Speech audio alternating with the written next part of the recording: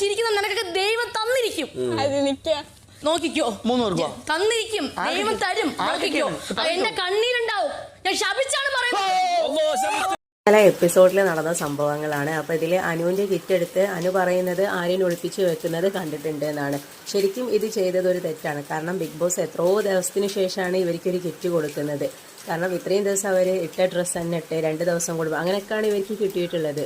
ഈ ഒരു കിറ്റ് കൊടുത്ത സമയത്ത് അനുവിൻ്റെ കിറ്റ് കണ്ടപ്പം അപ്പാനി ശരത്തപ്പാനി എടുത്തിട്ടൊരു തട്ട് കൊടുക്കുന്നുണ്ട്. അന്നേരം നൂറ പറയുന്നുണ്ട് അക്ബറിനോട് തൻ്റെ ഫ്രണ്ടിനെ വിളിച്ചുകൊണ്ട് പോകുന്നത്. അപ്പോൾ അവർക്ക് ഇത്രയും ഗെയിമിൻ്റെ ഭാഗമായിട്ട് കാണാം. അല്ലാത്ത എന്തെങ്കിലും പേഴ്സണൽ ഗ്രഡ്ജ് ഉണ്ടെങ്കിൽ അത് ഈ ഷോയിൽ കാണിക്കരുത്. അത് ഒരു തെറ്റായൊരു കാര്യം തന്നെയാണത്.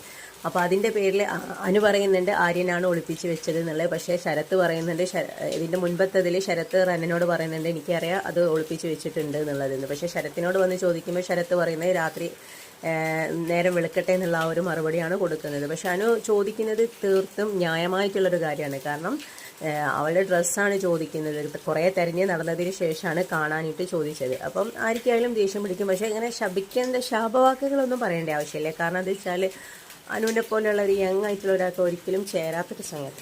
കാരണം ഈ ഒരു ശാപട എന്നൊക്കെ പറയുന്നത് അതൊന്നും ഇപ്പോഴത്തെ ജനറേഷനിൽ ചേർന്നിട്ടുള്ള ഒരു കാര്യങ്ങളല്ല. അതൊക്കെ നമ്മളെ പഴയ കാലത്തുള്ള ആൾക്കാരാണ്. ഒന്ന് പറഞ്ഞ് രണ്ടാമത്തെ ശപിക്കുക അങ്ങനെയൊക്കെ പറയാം. പിന്നെ നമ്മൾ സിനിമയിലും സീരിയലൊക്കെ കാണുന്ന സംഭവങ്ങളാണ്. അപ്പോൾ അതൊന്നും ഈ ഒരു ജനറേഷനിൽ പെട്ട ആൾക്കാർക്കൊന്നും എന്താ പറയുക അത്ര ഒരു അങ്ങനെ പറയുന്ന ഒരു ശരിയായിട്ടുള്ള കാര്യമായിട്ട് തോന്നുന്നില്ല. നമുക്ക് എന്തുണ്ടെങ്കിലും പറഞ്ഞ് തീർക്കാം. പക്ഷേ ഇവർ ചെയ്തത് എന്താ പറയുക പറ്റ മോശമായിട്ടുള്ള കാര്യം തന്നെയാണ്. കാരണം ഒരു കിറ്റ് കിട്ടിയിട്ട് അതെടുത്ത് ഒരാളെ മാത്രം ട്രിഗർ ചെയ്യുക. കാരണം ഇന്നലെ നെവീനെ ആദിലി നൂറയും ട്രിഗർ ചെയ്തത് ആ ഒരൊറ്റ ഹൗസിൽ വന്നതിന് ശേഷം എനിക്ക് തോന്നുന്നു ഫസ്റ്റ് ടൈമാണ് നെവീനോട് അങ്ങനെ ആരെങ്കിലും പറയുന്നത്.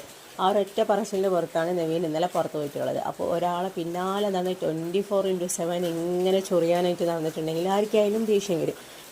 ഇവർ അനുവിനെ എന്തിനാണ് ഇങ്ങനെ ചെയ്യുന്നതെന്നുള്ള മനസ്സിലാവുന്നില്ല. ഭയങ്കര ഒരു ഇറിറ്റേറ്റിംഗ് ആയിട്ടാണ് നമുക്ക് തോന്നുന്നത്. കാണുമ്പോൾ തന്നെ സങ്കടവും തോന്നുന്നുണ്ട് കേട്ടോ. കാരണം ഒറ്റയ്ക്ക് നിന്നിട്ടല്ലേ ഇങ്ങനെ ട്രിഗർ ചെയ്യുന്നത്. അതിൻ്റെ ഇടയ്ക്ക് ഇരാനെ വിളിക്കുന്നുണ്ട്, പട്ടീന്നൊക്കെ വിളിക്കുന്നുണ്ട്. പക്ഷെ അതൊന്നും എപ്പിസോഡിൽ കാണിക്കുന്നില്ല.